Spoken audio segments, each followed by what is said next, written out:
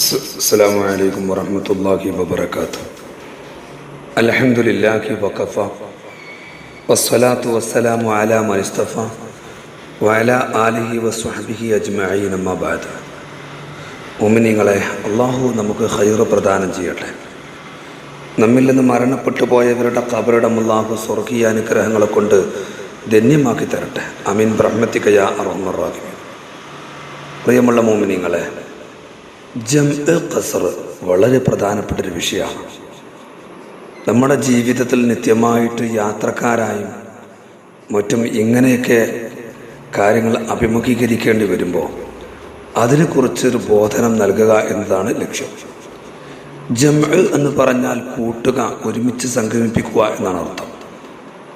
ളുഹറിനെ അസറിലേക്ക്, അസറിനെ ളുഹറിലേക്ക്, മഗ്രിബിനെ ഇഷായിലേക്ക്, ഇഷായിലെ മഗ്രിബിലേക്ക്, ഇങ്ങനെ അങ്ങോട്ടും ഇങ്ങോട്ടും കൂട്ടുക. സുബഹിയെ ജമ്മാക്കാൻ പറ്റില്ല. ഖസ്ർ എന്ന് പറഞ്ഞാൽ ചുരുക്കുക എന്നർത്ഥം. 4 റക്അത്തുള്ള നിസ്കാരത്തെ 2 ചുരുക്കുക. എന്നാൽ മഗ്രിബിയും സുബഹിയും ചുരുക്കാനും പാടില്ല. ഒരു ഭാഗം മാത്രം എന്ന് പറഞ്ഞാൽ യാത്ര ചെയ്യുന്ന ഒരാൾ ഒരു ഭാഗത്തേക്ക് മാത്രം 132 കിലോമീറ്റർ വേണം. അപ്പോഴാണ് ഇങ്ങനെയുള്ള ജംഉം ഖസ്റുമുള്ള ഇളവ് എടുക്കാൻ പറ്റുക. പൂർത്തിയാക്കി നിസ്കരിക്കുന്നവരോട് തുടരാനും പാടില്ല. നമ്മൾ യാത്രക്കാരാണ്, ജമ്മും ഖസ്റും ആക്കാൻ കരുതിയിട്ടുണ്ട്. പോകുന്ന വഴിയിൽ നിസ്കരിക്കാൻ പള്ളിയിൽ ഇറങ്ങിയപ്പോൾ അവിടെ ജമാഅത്ത് നടക്കുന്നുണ്ട്. ജമ്മും ഖസ്റാക്കാൻ കരുതിയ ആളാണെങ്കിൽ പിന്നെ അവിടെ നടക്കുന്ന പൂർത്തിയാക്കി നിസ്കരിക്കുന്നവരോടൊപ്പം തുടരാനും പാടില്ല. ഒരാൾ തുടക്കത്തിൽ ജമ്മാക്കാൻ നിയ്യത്ത് വെച്ച് എന്ത് ചെയ്തു? നിസ്കാരം തുടങ്ങി. പിന്നെയാണ് അവന് ബോധ്യപ്പെട്ടത് 132 അതിൻ്റെ മേലൊക്കെ യാത്ര കിലോമീറ്റർ ഉണ്ടല്ലോ, അപ്പോൾ ഇത് 4 നിസ്കരിക്കണ്ടല്ലോ, ഖസ്റാക്കാലോ എന്ന് വിചാരിച്ചാൽ തുടക്കത്തിൽ നിയ്യത്ത് വെച്ചിട്ടില്ലെങ്കിൽ ഇടയിൽ ഖസ്റിനെ കരുതിയാൽ അവൻ ഖസ്റാക്കാൻ പറ്റുകയില്ല. അതുപോലെ ഒരാൾ ഖസ്റിനെ കരുതി, തുടക്കത്തിൽ കരുതി, ഇടയിൽ വെച്ചിട്ട് സമയമുണ്ടല്ലോ പൂർത്തിയാക്കി നിസ്കരിക്കാം എന്ന് അവൻ്റെ മനസ്സിലേക്ക് വന്നിട്ടുണ്ടെങ്കിൽ പിന്നെ അവന് ഖസ്ർ പറ്റൂല. ഖസ്റിൻ്റെ നിബന്ധനകൾക്ക് എതിരാകുന്ന വല്ല കാര്യങ്ങളും വന്നാൽ പിന്നീട് അവൻ പൂർത്തിയാക്കി നിസ്കരിക്കണം. അതുപോലെ നിസ്കാരം പൂർത്തിയാകുന്നത് വരെ യാത്ര നിലനിൽക്കണം. നമ്മൾ യാത്ര തിരിച്ച് വീട്ടിലേക്ക് പോരുന്ന സമയത്ത് രാത്രിയാണ്, ജമ്മും ഖസ്റിൻ്റെ ദൂരമൊക്കെ ഉണ്ട്.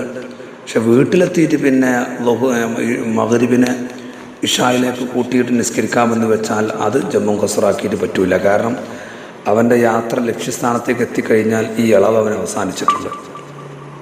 അപ്പോൾ നമ്മുടെ മഹലിലെത്തുന്നതിൻ്റെ മുമ്പത്തെ സ്റ്റോപ്പിൽ അവിടെ പള്ളിയിൽ ഇറങ്ങിയിട്ട് നമ്മൾ ജമ്മാക്കി നിസ്കരിക്കേണ്ടതുണ്ട്. പിന്നെ നമ്മൾ യാത്ര ചെയ്യുന്നത് യാത്ര ഹലാലായ യാത്രയായിരിക്കണം.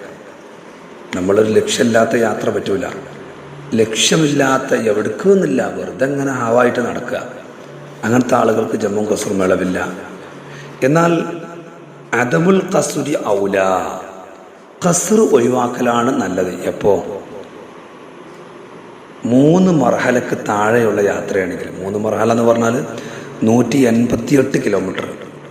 132 കിലോമീറ്റർ ഉണ്ടെങ്കിൽ നമുക്ക് ജമ്മും ഖസ്ർ ആക്കട്ടോ. പക്ഷേ ഈ 132 ആണെങ്കിൽ അവിടെ ഖസ്ർ ഒഴിവാക്കിയിട്ട് അവിടെ പൂർത്തിയാക്കിയിട്ട്, അതായത് 4 റക്അത്ത് തന്നെ നിസ്കരിക്കുക, ജമ്മാക്കാൻ പറ്റും. ഇങ്ങനെയാണ് നല്ലത്. 132 ഉണ്ടെങ്കിൽ അവർ രണ്ടും പറ്റും. പക്ഷെ ഏറ്റവും നല്ലതെന്ന് പറയില്ലേ, അത് ഖസ്ർ ഒഴിവാക്കലാണ്.